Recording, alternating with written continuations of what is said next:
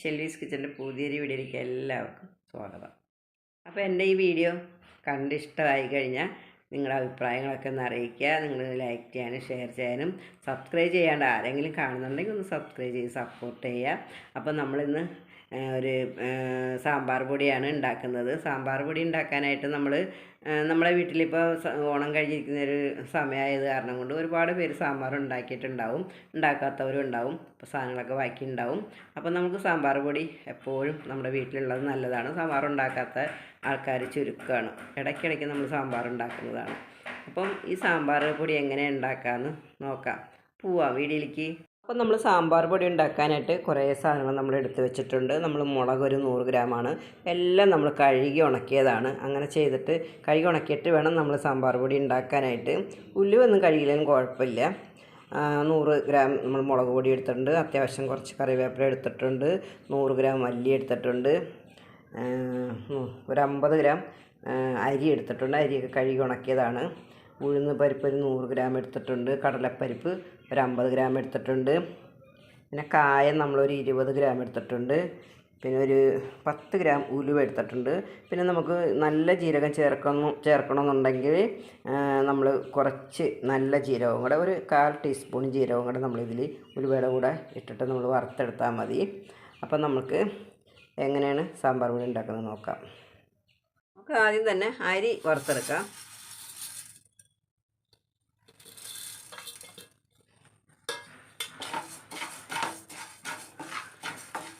നമ്മൾ കടയിൽ നിന്ന് മേടിച്ച അരിയാണ് കേട്ടോ. ഏത് അരിയായാലും നമുക്ക് കുഴപ്പമില്ല. മട്ട ആയാലും കുഴപ്പമില്ല, റേഷൻ അരി ആയാലും കുഴപ്പമില്ല. നമുക്ക് എന്ത് അരി വേണമെങ്കിലും എടുക്കാം. നമ്മുടെ അരി എല്ലാം ഒന്ന് പൊട്ടി വന്നിട്ടുണ്ട്. നമുക്ക് അരിഞ്ഞ് പോകാണ്ട് നമ്മൾ വറുത്തെടുക്കണം. കണ്ടോ, ഒരു ലെവലിൽ നമ്മൾ വറുത്തെടുത്തിട്ടുണ്ട്. കണ്ടോ, നമുക്കൊരു പാത്രത്തിലേക്ക് ഇട്ട് കൊടുക്കാം.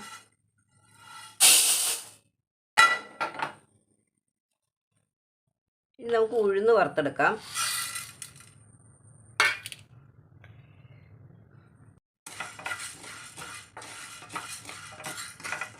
നമ്മൾ ഉഴുന്ന് വറുത്തിട്ടുണ്ട്. നമുക്കിന്ന് ഇട്ട് കൊടുക്കാം.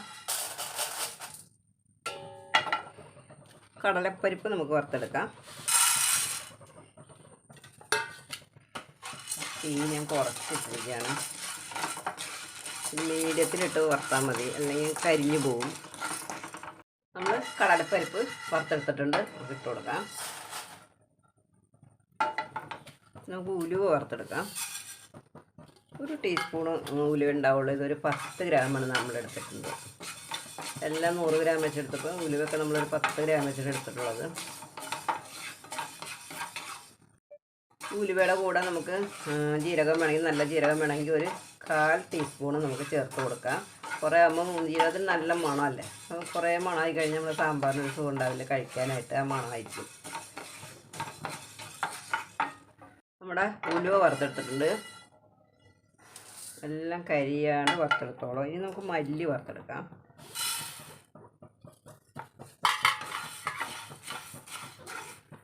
നമ്മുടെ മല്ലി ഇതേ ഇങ്ങനെ നമ്മളൊന്ന് പിടിച്ച് നോക്കുന്നത് ഇങ്ങനെ പൊടിഞ്ഞ് വരണം. അതാണ് അതിൻ്റെ അളവ് കേട്ടോ.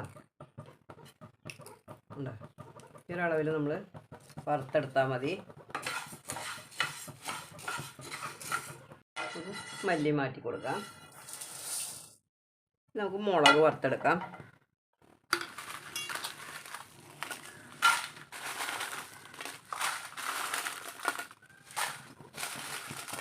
ഞെട്ടിക്കളയാണ്ട് വറുത്താലും കുഴപ്പമൊന്നുമില്ല. അപ്പോൾ ഞെട്ടിയൊക്കെ കളഞ്ഞിട്ടുണ്ട്. ഞെട്ടി കളഞ്ഞു കഴിഞ്ഞാൽ അതിൻ്റെ കുരുവൊക്കെ പുറത്തേക്ക് വരും.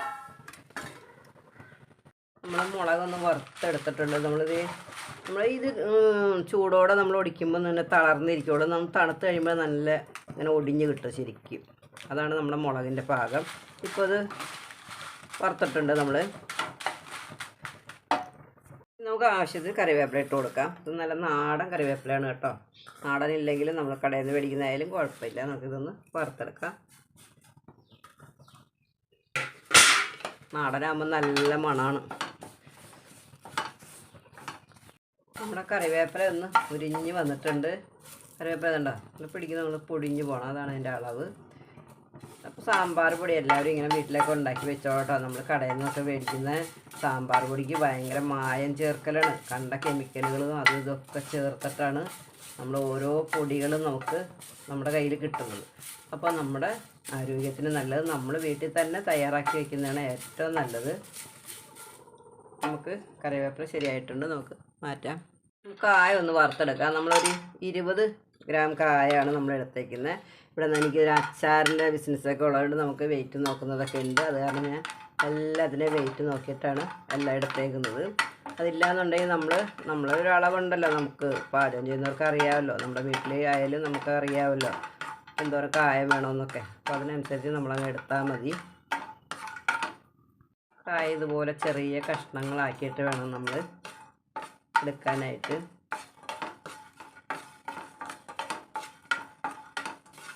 അല്ല പിന്നെ ഉള്ളു വെന്ത് കിട്ടില്ല, എന്നിങ്ങനെ നമ്മളൊന്ന് കുത്തി കൊടുത്താൽ മതി. അപ്പോൾ അത് ചെറിയ ചെറിയ കഷ്ണങ്ങളായിട്ട് വന്ന് വീഴും. നമ്മുടെ കായ മൂത്ത് വന്നിട്ടുണ്ട്. നമുക്ക് കായ മാറ്റി കൊടുക്കാം. നമുക്ക് ലേശം കല്ലുപ്പ് ഒന്ന് വറുത്തെടുക്കാം. കുറച്ച് മതി കേട്ടോ. കല്ലുപ്പ് ആവശ്യമുണ്ടെങ്കിൽ മാത്രം ചേർത്താൽ മതി. ലേശം ചേർക്കുന്നുള്ളൂ. നമ്മളെന്തായാലും സാമ്പാർ വയ്ക്കുമ്പോൾ നമ്മൾ ഉപ്പൊക്കെ ചേർക്കുമല്ലോ. ഒരു ലേശം ഉപ്പും കൂടെ നമുക്ക് വറുത്തെടുക്കാം. അപ്പം നമ്മൾ ഉപ്പൊന്ന് വെള്ളം പോയി വന്നിട്ടുണ്ട്. അപ്പോൾ നമ്മൾ മൊത്തം ഈ സാമ്പാർ പൊടിയിൽ നമ്മൾ 12 കൂട്ടം സാധനങ്ങളാണ് നമ്മൾ ചേർത്തിരിക്കുന്നത്. അതിപ്പോൾ ഓരോന്നും നമ്മൾ പറയുമ്പോൾ വീഡിയോയ്ക്കൊക്കെ ഇത് കൂടി വരും. അപ്പോൾ അത് കാരണം കൊണ്ട് നമ്മൾ ഓരോന്നും പറയില്ല. ഇത് നിങ്ങൾ കണ്ട് മനസ്സിലാക്കിയാൽ മതി എന്തൊക്കെയാണ് നമ്മൾ ചേർത്തതെന്നുള്ളത്. ഉപ്പിൻ്റെ വെള്ളമൊന്ന് പോയിട്ടുണ്ട്. നമ്മൾ ഉപ്പ് ഇട്ട് കൊടുക്കുകയാണ്. ഓഫ് ചെയ്ത് കൊടുക്കാം. നമ്മളെല്ലാം വറുത്തത് ഈ ഒരു പാത്രത്തിലിട്ട് വെച്ചിട്ടുണ്ട്. ഇതൊന്ന് ചൂടാറിയിട്ട് വേണം നമുക്കൊന്ന് പൊടിച്ചെടുക്കാനായിട്ട്. നന്നായിട്ട് എന്നിട്ട് കരിഞ്ഞൊന്നും പോയിട്ടില്ല. കരിഞ്ഞ് കഴിഞ്ഞാൽ നമ്മുടെ സാമ്പാർ പൊടിയുടെ ടേസ്റ്റ് മാറിപ്പോകും. നമ്മൾ വറുത്ത് വെച്ച മുളകും മല്ലി എല്ലാം നന്നായിട്ട് ചൂടാറിയിട്ടുണ്ട് കേട്ടോ. എന്താ കിളുങ്ങുന്നുണ്ടോ? ഇനി പൊടിച്ചെടുക്കാം. ഒരു ജാറിലേക്കാക്കി കൊടുക്കാം. ചെറിയ ജാറിലാണെങ്കിൽ അങ്ങനെ പൊടിക്കാം. ഞാനിപ്പോൾ ഈ ജാറിലാണ് നമ്മൾ പൊടിക്കാൻ പോകുന്നത്. കുറേശ്ശെ ഇട്ട് നമുക്ക് പൊടിച്ചെടുക്കാം. ഇങ്ങനെയാണ്, ഈ ഒരളവിലാണ് നമ്മൾ പൊടിച്ചെടുക്കാൻ പോകുന്നത്. നമുക്കിതിൻ്റെ കൂടെ 1 ടീസ്പൂണ് കാശ്മീരി ചില്ലി പൗഡർ ഇട്ട് കൊടുക്കുന്നുണ്ട്. ഒരു കളറിന് വേണ്ടിയിട്ടാണ് നമ്മൾ ചെയ്യുന്നത്. നമ്മുടെ വീട്ടിലില്ലെങ്കിൽ അത് ഇടണ്ട.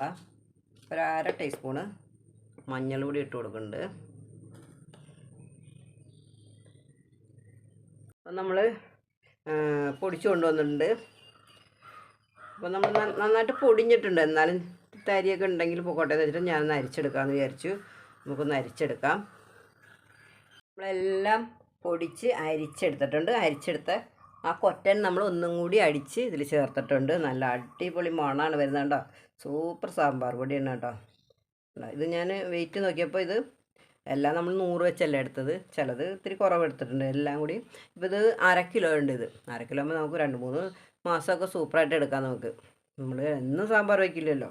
അപ്പോൾ അടിപൊളിയാണ് കേട്ടോ. നമ്മൾ ഈ സാമ്പാറിൽ എങ്ങനെ ചേർക്കാമെന്ന് വെച്ചാൽ ഇത് വെളിച്ചെണ്ണയിലൊന്നും മൂപ്പിക്കൊന്നും ചെയ്യരുത് കേട്ടോ. ഇത് നമ്മൾ കുറച്ച് പുളി എടുത്ത് നമ്മൾ സാമ്പാറിൽ പുളി ചേർക്കുമല്ലോ. അപ്പോൾ പുളി വെള്ളത്തിൽ ഒന്ന് കലക്കി സാമ്പാറിലേക്ക് ഒഴിച്ചു കൊടുത്താൽ മതി. അല്ലാണ്ട് ഇത് കരിക്കുക അങ്ങനെ മുരിക്കുക അങ്ങനെ ഒന്നും ചെയ്യണ്ട. നല്ല അടിപൊളി മണമാണ്. എല്ലാവരും ഇങ്ങനെ ഒന്ന് ഉണ്ടാക്കി നോക്കുക കേട്ടോ. നമുക്കൊരു ടിന്നിലാക്കി വയ്ക്കാം. നല്ല വെള്ളമില്ലാത്ത നല്ല ഉണങ്ങിയ ഒരു ബോട്ടിലാണ് നമ്മൾ ആക്കുന്നത്. ഇത് എടുക്കുമ്പോഴും വെള്ളമൊന്നും ഇല്ലാത്ത സ്പൂൺ കൊണ്ട് വേണം നമ്മൾ പൊടി എടുക്കാനായിട്ട്. അതുപോലെ നമ്മളെല്ലാം ഒന്ന് കോരി അതിനകത്താക്കാം. ഇത് നമ്മുടെ സാമ്പാർ പൊടിയുടെ വീഡിയോ എല്ലാവർക്കും ഇഷ്ടപ്പെട്ടെങ്കിൽ നമ്മളിത് സപ്പോർട്ട് ചെയ്യാൻ എല്ലാവരും മറക്കരുത്.